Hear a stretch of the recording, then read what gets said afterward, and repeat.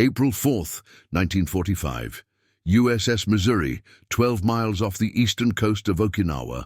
Admiral Mitch's Task Force 58 had arrived with a fleet so vast that the horizon itself seemed consumed by American steel. Admiral Ryunosuke Kusaka stood on the deck of the IJN Yamato, Japan's mightiest battleship, squinting through his binoculars at what he believed would be their final, glorious victory, the decimation of the American invasion fleet by Operation Tengo. "With the Yamato leading our attack, we will turn the tide of this war," he told his officers with unwavering confidence.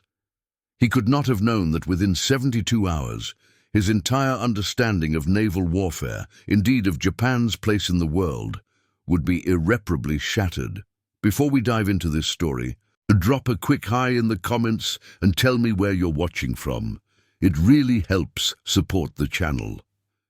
This is the account of how 3 Japanese naval commanders faced the overwhelming industrial might of America at Okinawa, and how that encounter transformed them from devoted servants of the Emperor, willing to die in a hopeless battle, into men who would ultimately help convince Japan's leadership that surrender was not just necessary, but the only rational choice remaining.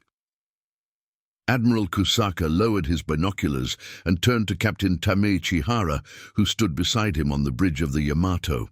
"How many ships can you count in the American fleet, Captain?" Kusaka asked, his voice betraying no emotion despite the knot forming in his stomach. Hara's eyes remained fixed on the horizon.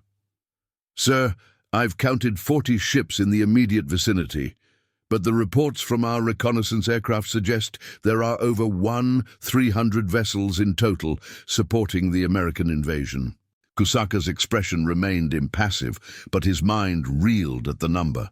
The Imperial Japanese Navy had begun the war with approximately 300 combat vessels. Now, 4 years later, most lay at the bottom of the Pacific. Meanwhile, America's shipyards had produced an armada more than 4 times larger than Japan's entire pre-war fleet.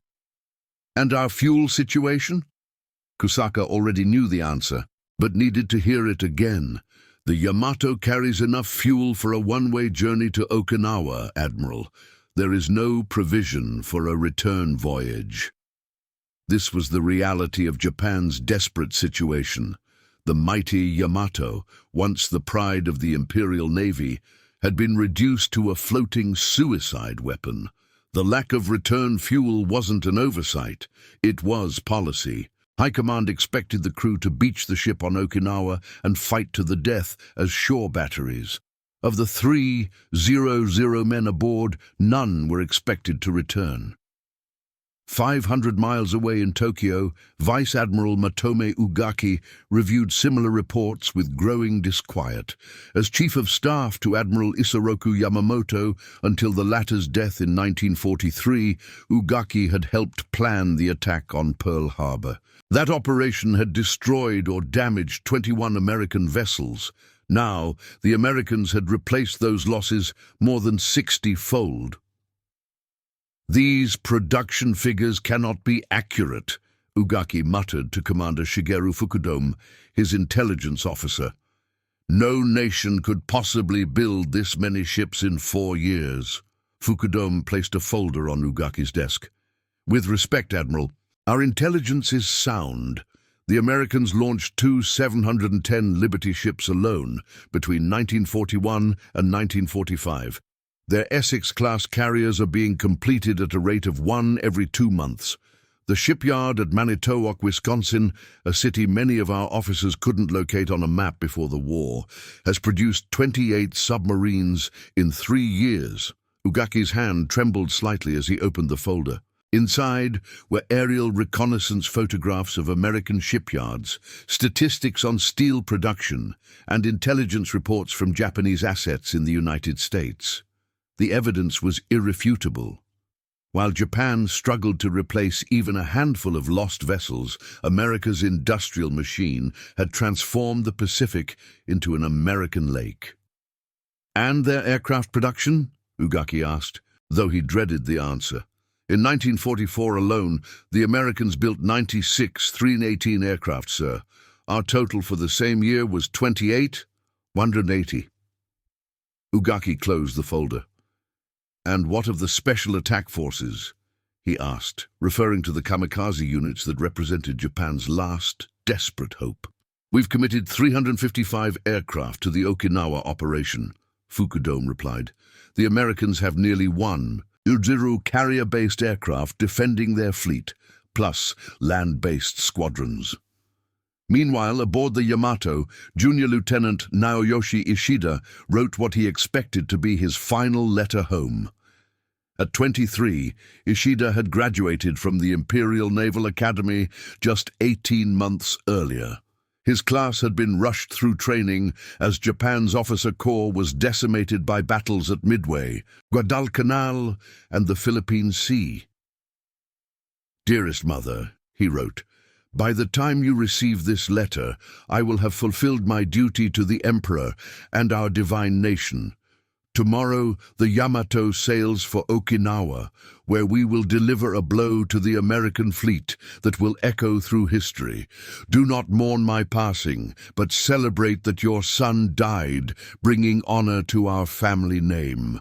The young officer believed every word.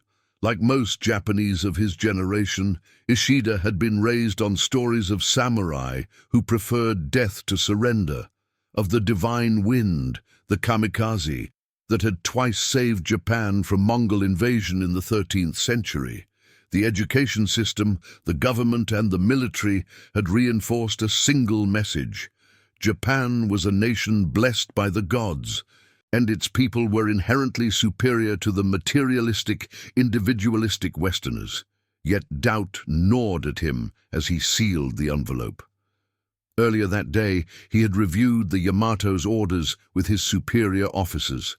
The battleship, accompanied by the light cruiser Yahagi and 8 destroyers, would sail directly into the American fleet with only enough ammunition for a single engagement. No air cover would be provided. Japan simply didn't have the aircraft to spare.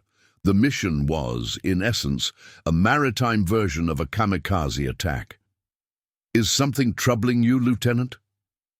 The voice belonged to Commander Koichi Matsuda, the Yamato's gunnery officer. Ishida stiffened. "No, sir, I was just completing a letter home." Matsuda nodded. "I've done the same. It's natural to reflect at such times." He paused, then added, "I served on the Akagi at Pearl Harbor, you know. I saw the beginning of this war." "That must have been a glorious moment, sir," Ishida replied automatically. "It was," Matsuda agreed. "Though I wonder now if we fully understood what we were starting." He glanced around to ensure they weren't overheard. "Do you know how many aircraft carriers the Americans had in December 1941? 3 in the Pacific, I believe, sir." "Yes, the Enterprise, Lexington, and Saratoga, all absent from Pearl Harbor when we attacked. A stroke of bad luck that ultimately cost us dearly." Matsuda's voice dropped lower. "Do you know how many carriers they have now, Lieutenant?" Ishida shook his head. 28 fleet carriers, 71 escort carriers, and more under construction. We began this war with 10 carriers. We now have 4, all without adequate aircraft or trained pilots. The statistics hung in the air between them. Neither man spoke what they both were thinking, that Japan had awakened a sleeping industrial giant it could not possibly defeat. Dawn broke on April 6, 1945. The Yamato and its small escort force had been spotted by American submarines and aircraft almost immediately after departing their base at Tokuyama. Now, as morning light spread across the East China Sea, radar operators aboard the American carriers Hornet, Bennington, and Belleau Wood tracked the Japanese formation's progress. Admiral Mark Mitcher, commander of Task Force 58, received the reports with clinical detachment. "How many planes do we have available for this operation?" he asked his chief of staff. 386 aircraft ready for immediate launch, Admiral. Another 200 can be prepared within 3 hours if needed." Mitcher nodded. "Launch the first wave. Torpedo bombers first, then dive bombers. Keep fighters in reserve to intercept any Japanese air support." He paused, then added, "though I doubt they have any to send." On the Yamato, Admiral Kusaka received the first reports of American aircraft approaching with grim resignation. "All hands to battle stations," he ordered. "Prepare anti-aircraft batteries." The massive 18 1-inch main guns of the Yamato would be virtually useless against aircraft. The ship's defense rested on its secondary batteries and anti-aircraft guns, formidable, but not enough to fend off the approaching armada. "Admiral," Captain Hara said quietly, "perhaps we should consider altering course. If we can reach the shallow waters near Okinawa, we might at least fulfill our mission of providing shore bombardment." Kusaka shook his head. "We proceed as ordered, Captain. The Emperor expects nothing less." At 12:32 p.m., the first American aircraft appeared as tiny specks on the horizon. Within minutes, the sky seemed to fill with them. Avengers, Helldivers, and Corsairs swarming like insects around the Japanese ships. Lieutenant Ishida manned his station at one of the Yamato's anti-aircraft batteries. As the American planes began their attack runs, he shouted orders to his gun crew, trying to track the swift-moving targets. The battleship's massive guns roared, sending shells skyward, but for every American plane that was hit, 5 more appeared. "There are so many," one of his gunners said in disbelief. "How can there be so many?" Ishida had no answer. Intelligence had suggested the Americans might commit perhaps 100 aircraft to intercepting the Yamato. Now, wave after wave appeared, far more than he could count in the chaos of battle. The first torpedo struck the Yamato at 12:41 p.m. The massive battleship shuddered, but its compartmentalized hull absorbed the damage. Minutes later, 2 bombs struck the superstructure, followed by another torpedo hit to port. In Tokyo, Admiral Ugaki received the first reports of the battle with growing horror. "They've committed almost 400 aircraft to stop 10 ships, he asked incredulously. "That's more planes than we used at Pearl Harbor." Commander Fukudome nodded grimly, and reports indicate they have another wave ready to launch if needed. The Americans are taking no chances with the Yamato. "What of our air support for the operation?" Ugaki demanded. "Sir, all available aircraft have been committed to kamikaze attacks on the invasion fleet. We have nothing to send to the Yamato's aid." Ugaki stared at the map table, where small wooden blocks represented the ships of both fleets. The disparity was staggering. For every Japanese block, dozens of American ones covered the waters around Okinawa. On the Yamato, Lieutenant Ishida's world had descended into a nightmare of noise, smoke, and death. His anti-aircraft battery had scored 3 confirmed kills, but the American attacks continued unabated. The deck beneath his feet shuddered continuously as the ship absorbed hit after hit. "Keep firing," he shouted to his men, even as he realized the futility of their resistance. The gun barrel glowed red-hot from continuous firing, and ammunition supplies dwindled. A tremendous explosion rocked the ship, a direct hit on one of the main turrets. Ishida was thrown against the bulkhead, his ears ringing from the concussion. As he struggled to his feet, he saw Commander Matsuda staggering toward him through the smoke. "Lieutenant, the Admiral orders all officers to the bridge." Matsuda's face was blackened with soot, a gash on his forehead bleeding freely. Together they made their way through the listing ship. The Yamato had taken on a distinct tilt to port as flooding compromised its compartments. Fires raged throughout the superstructure, and the screams of wounded men filled the air. On the bridge, Admiral Kusaka stood calmly amidst the chaos, his uniform immaculate despite the destruction around him. Captain Hara bent over the navigation table, plotting a course that everyone knew would never be completed. "Gentlemen," Kusaka addressed the assembled officers, "the Yamato will not reach Okinawa. The Americans have seen to that."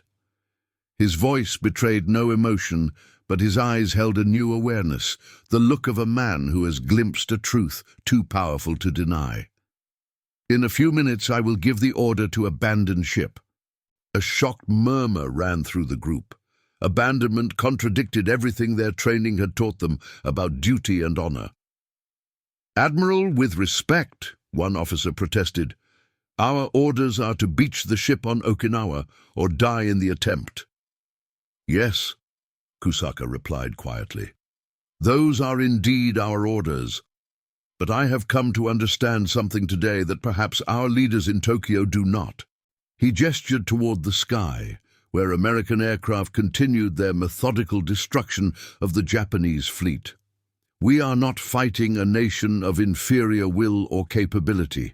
We are fighting an industrial colossus that can replace every ship we sink, every plane we shoot down, while we cannot replace even one." The bridge fell silent as the officers absorbed his words. For many, it was the first time anyone of Kusaka's rank had spoken such thoughts aloud. "I do not choose this path to spare my own life," Kusaka continued. "I choose it because Japan needs living sailors more than it needs dead heroes. Someone must survive to tell Tokyo the truth of what we face." At 14:23, the order to abandon ship was given. Lieutenant Ishida helped lower wounded men into the churning sea, then plunged in himself. The water was cold despite the season, and oil from the ship's ruptured tanks covered the surface, burning his eyes and filling his lungs with its acrid smell. From the water, he watched as the mighty Yamato rolled further onto its side. Suddenly, a cataclysmic explosion tore through the vessel, the main magazines detonating as fire reached them. The largest battleship ever built disappeared in a mushroom cloud visible from over 100 miles away. Of the Yamato's crew of 332 men, only 276 would survive. Lieutenant Ishida drifted for hours before being pulled from the water by a Japanese destroyer that had managed to escape the American attack. As he lay on the deck, shivering beneath a blanket, he heard officers discussing the battle in hushed tones. "The Americans lost how many aircraft?" one asked. "Intelligence reports suggest no more than 10 planes, came the reply. Against those losses, they sank the Yamato, the Yahagi, and 4 destroyers. The remaining destroyers are damaged but escaped. 10 aircraft lost to sink Japan's greatest battleship and half its escort force. The exchange rate was so lopsided as to be almost incomprehensible. 2 weeks later in Tokyo, Admiral Ugaki presided over a closed-door meeting with several other flag officers, including Admiral Kusaka, who had been rescued after the sinking of the Yamato. The mood was somber as they reviewed the Battle of Okinawa's progress, or lack thereof. "The Americans have landed 183 00 troops," Ugaki reported. "They have over 1,300 ships supporting the operation. Our kamikaze attacks have sunk 36 ships and damaged perhaps 200 more. And how many has the American fleet lost that couldn't be replaced within the month?" Kusaka asked quietly.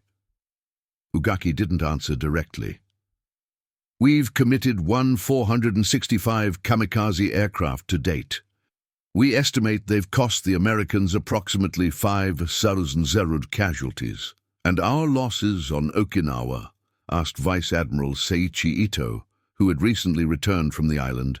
"Approximately 77 Japanese soldiers and perhaps 140 Okinawan civilians," Ugaki replied. "The island will fall within weeks." The room fell silent. Every man present had been raised to believe in Japan's invincibility, in the spiritual superiority that would overcome any material disadvantage. Yet the numbers told a different story, one of industrial might that no amount of sacrifice could overcome. "Gentlemen," Kusaka said finally, "I have witnessed something that I believe we must all acknowledge.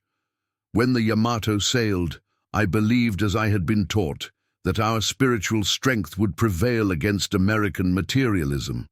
But what I saw was not merely superior numbers. I saw a nation that can produce aircraft carriers faster than we can produce destroyers, that can train pilots faster than we can build planes for them to fly." He paused, choosing his words carefully. The Americans committed nearly 400 aircraft to sink 10 ships. They could afford to do so because those aircraft represented less than half the air power of a single task force, and they have multiple such forces in the Pacific. This is not a gap that spirit alone can bridge. Admiral Ito nodded slowly. "At Okinawa, I watched American ships deliver supplies to their troops, not just ammunition, but fresh food, medical supplies, mail from home. Their soldiers carried more equipment individually than our men had for entire squads.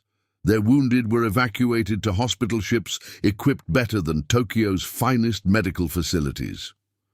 The implications hung in the air, unspoken but understood. Japan could not win this war, not through conventional means, not through kamikaze tactics, not through any strategy available to them. Lieutenant Ishida, recovered from his ordeal but forever changed by it, found himself reassigned to naval intelligence in Tokyo. His experience aboard the Yamato had marked him, both literally, with burns that covered his left arm, and figuratively, as one of the few officers to witness the final sortie of Japan's greatest battleship.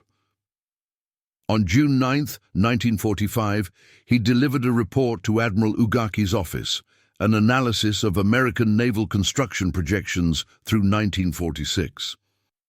"They expect to commission another 15 Essex-class carriers?" Ugaki asked, disbelief evident in his voice despite everything he now knew about American production capabilities. "Yes, Admiral, and their new Midway-class carriers are larger still. 45 000 tons, capable of carrying over 130 aircraft each." Ugaki set the report aside and studied the young lieutenant. "You were on the Yamato?" "Yes, Admiral." "Tell me, Lieutenant, not what you saw, but what you felt. What did you learn from that experience that isn't in any official report?" Ishida hesitated, then straightened his shoulders. "I learned that courage is not enough, sir. The men of the Yamato were as brave as any who ever served the Emperor. But their courage couldn't stop American torpedoes, couldn't shoot down American planes, couldn't compensate for the fact that for every ship we sent, the Americans could send 50. He continued, his voice growing stronger. "I watched Commander Matsuda die beside me in the water. His last words were not of glory or the Emperor. He said, 'Tell them what you saw here. Tell them the truth.' I believe he meant that someone needed to speak honestly about the reality we face." Ugaki was silent for a long moment.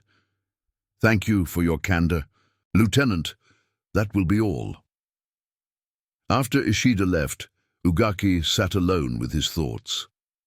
The young officer's words echoed those that Kusaka and others had expressed in private meetings. A movement was growing within the Imperial Navy, not of outright defiance to the Emperor, never that, but of desperate realism.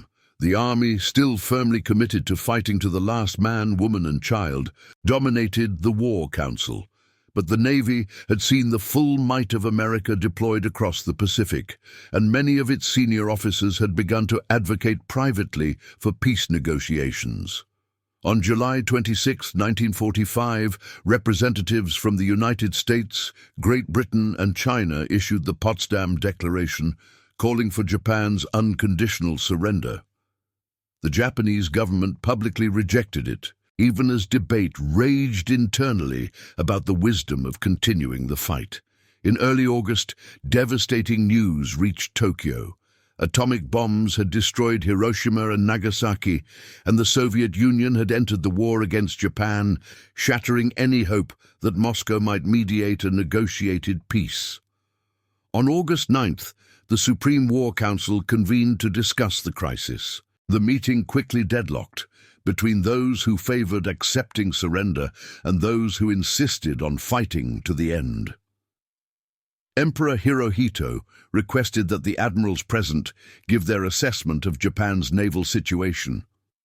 Admiral Suemu Toyoda, chief of the Naval General Staff, spoke first. Regrettably, Your Majesty, the Imperial Navy no longer exists as an effective fighting force. We retain a handful of ships, most without sufficient fuel to operate. Our naval air forces are similarly depleted. And if we continue to resist, the Emperor asked, what can we expect from the American fleet? Here, Admiral Kusaka stepped forward. His presence at the meeting was unusual. He did not sit on the Supreme War Council, but he had been summoned specifically because of his experience commanding the Yamato's final mission. Your Majesty, if we continue resistance, the American fleet will support an invasion of our home islands with overwhelming force. At Okinawa, they deployed over 300 vessels. For an invasion of Japan proper, intelligence suggests they will commit over 4 Zhuozern ships. A murmur ran through the room. The number seemed impossible, yet all present knew that American industrial capacity made it entirely plausible. I witnessed firsthand the disparity in our forces, Kusaka continued. For every plane we sent against them, they had dozens in reserve. For every ship we committed, they had scores. This is not a matter of courage or fighting spirit, but of industrial capacity that we simply cannot match. The Emperor listened silently, his expression unreadable. Later that day, he would make the unprecedented decision to break the Council's deadlock personally, coming down on the side of acceptance of the Potsdam terms. On August 15, 1945, Emperor Hirohito's recorded surrender announcement was broadcast to the Japanese people. Many military officers, particularly in the army, were so opposed to surrender that they attempted a coup to prevent the broadcast. The coup failed, but it demonstrated the depth of resistance to acceptance of defeat. In the aftermath, Lieutenant Ishida found himself assigned to the Demobilization Committee, helping to coordinate the surrender of naval forces to the Allied powers. On September 2nd, he stood on the deck of the USS Missouri in Tokyo Bay, part of the Japanese delegation witnessing the formal surrender ceremony. As General Douglas MacArthur accepted Japan's capitulation, Ishida caught the eye of Admiral Kusaka, who stood among the senior officers. The Admiral gave him a nearly imperceptible nod, acknowledgement of the truth they both had witnessed off Okinawa. Later, as the Japanese delegation prepared to depart the Missouri, Ishida found himself standing next to an American naval officer who introduced himself as Lieutenant Commander James Morrison. You were at Okinawa? Morrison asked, noticing the burn scars on Ishida's hand. Yes, on the Yamato. Morrison nodded respectfully. I was flying a Helldiver from the Hornet. It was quite a battle. If you can call it that, Ishida replied without bitterness. It was more of an execution. I don't mean any disrespect, Morrison said quietly, but why did your commanders send the Yamato on what was clearly a suicide mission? You must have known you couldn't reach Okinawa. Ishida considered the question. We believed that spirit could overcome material disadvantage. We were raised to believe that one Japanese soldier was worth 10 foreign soldiers because of our spiritual strength and devotion to the Emperor. He gestured at the massive American battleship beneath their feet. At the fleet that filled Tokyo Bay, hundreds of ships where once the Imperial Japanese Navy had reigned supreme. But spirit cannot stop bullets or bombs. Courage cannot overcome industrial capacity. In the end, all our sacrifice accomplished was to demonstrate the futility of continuing the fight. He paused. Perhaps that was its purpose, though none of us recognized it at the time. Perhaps the Yamato had to be sacrificed so that Admiral Kusaka and others could speak the truth to our leaders, that the war was lost, not because we lacked courage, but because we had awakened an industrial giant we could never hope to defeat. Morrison nodded slowly. For what it's worth, no one questioned the courage of the Yamato's crew, but courage alone has never won wars. In the years that followed, Admiral Kusaka and other naval officers who had witnessed American industrial might firsthand would write memoirs and give testimony that helped shape Japan's post-war understanding of the conflict. Their accounts emphasized not just military failures, but the fundamental miscalculation of challenging a nation whose industrial capacity so vastly exceeded Japan's own. Lieutenant Ishida eventually became Professor Ishida at Tokyo University, specializing in international relations. For decades, he would begin each semester by telling his students about what he had witnessed off Okinawa, not to dwell on defeat, but to illustrate the lesson that national greatness could not be built on military power alone, but required economic strength, industrial capacity, and peaceful cooperation with other nations. The Yamato, once the pride of the Imperial Navy, became a symbol of both tragic sacrifice and the folly of militarism. But for those who had witnessed its final battle, it represented something more. The moment when they counted the ships on the horizon and realized that no amount of courage or sacrifice could overcome the industrial might arrayed against them. And that concludes our story. If you made it this far, please share your thoughts in the comments. What part of this historical account surprised you most? Don't forget to subscribe for more untold stories from World War II, and check out the video on screen for another incredible tale from history. Until next time.